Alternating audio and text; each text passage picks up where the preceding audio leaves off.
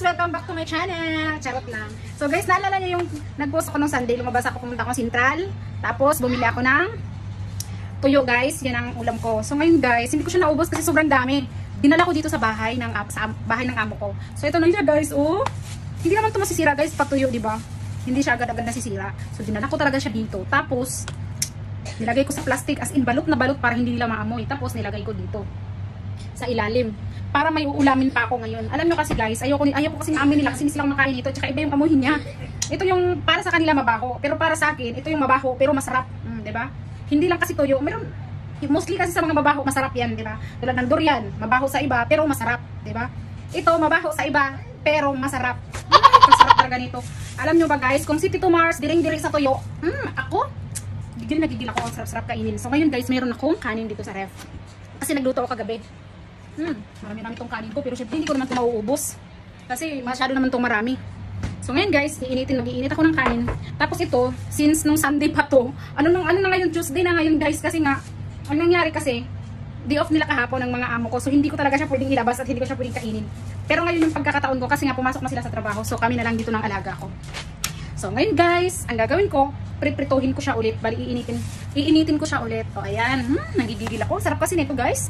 So ayan na guys, priprituhin na natin. Ouch!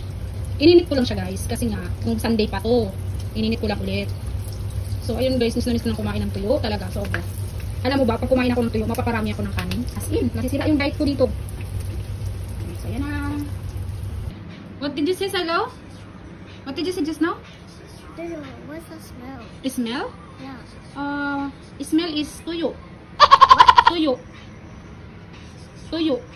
Tuyo? Yeah, smell tuyo. Bulad ba? Bulad pa sa Bisaya pa, bulad.